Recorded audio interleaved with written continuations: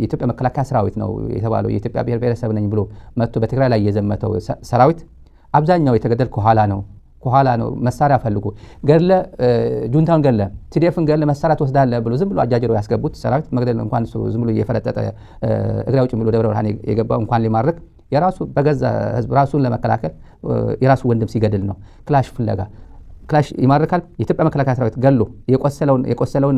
የቆሰለው ቁስለኛ ከማንሳት እሱ እንደገና ገሎ መሳሪያውን ይዞ ወደ ቤተሰቡ ይሄዳል ቤተሰቡ የሆነ ቦታ መሳሪያውን ቀብሮ ይመጣል ሌላ ክላሽ ፍለጋ ይመጣል ሲፈልግ የመከላከያ ጓዱ ነው የሚገለው የመከላከያ ልዩ ኃይል ይገላል ፋኖ ሆኖ ልዩ ኃይል ይገላል የራሱ ልዩ ኃይል የአማራ ክልል ልዩ ኃይል ይገላል የመከላከያ ይገላል እኛ ደግመን ስንነግራችሁ ነበር በየቤቱ ፋኖ ነኝ ምናምን ነኝ የሚል 4-5 መሳሪያ ያስቀምጧል የገደለውም የሰረቀውም የዘረፈውም የራሱ የኢትዮጵያ መንግስት ያሰማራው ጦር ሰራዊት ከመከላከያ ከልዩ ኃይልም ከክልል ልዩ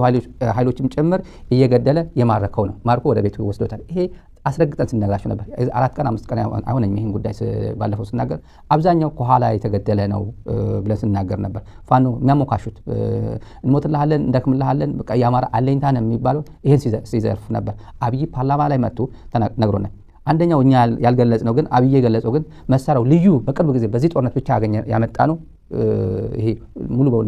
ብረት የሆነ ክላሽ የቱርኩ ማለት ነው ቱርክ የትግራይ ሰራዊት በተለይ መርስ አካባቢ መጥቶ የነበረው ኮማንዶ የአብይ ኮማንዶ ሙሉ በሙሉ ሲደመሰስ ታጥቆት የመጣው መሳሪያ ማለት ነው ያ መሳሪያ ፋኖ ከቱርክ ያመጣ ነው ልዩ ክላሽ ታጥቋል ከየት አመጣው ብሎ ሲጠይቅ ነበር ደግመን ስናገር ነበር የኛ ሰራዊት እየገደላችሁ ነው እየታጠቃችሁት የወረሳችሁ ይሄ ጽያፍ ነው ብሏቸዋል ቲኤምኤች ነግሮታል አብይ ፋና ሊነግረው አይችልም ይሄን ጉዳይ ይሄን መረጃ በተጨባጭ ስንናገር ነበር እዚህ ፋና ሊነግረው አይችልም በእርግጠኝነት ዋልታ ሊነግረው አይችልም አዲስ ዘመን ሊነግረው አይችልም ይሄ ፕሬስ ኤጀንሲ ኢቲቪ ሊነግረው አይችልም አማራ ቴሌቪዥን ሊነግረው አይችልም እንደዚህ የመሳሰሉ ጉዳዮች የሚያገኘው ከእንደነ ቲኤምኤች የመሳሰሉ ሚዲያዎች ነው በእርግጠኝነት ነው አብይ ደግሞ ይሄን በደንብ እንደሚከታተል ማስረጃ ነው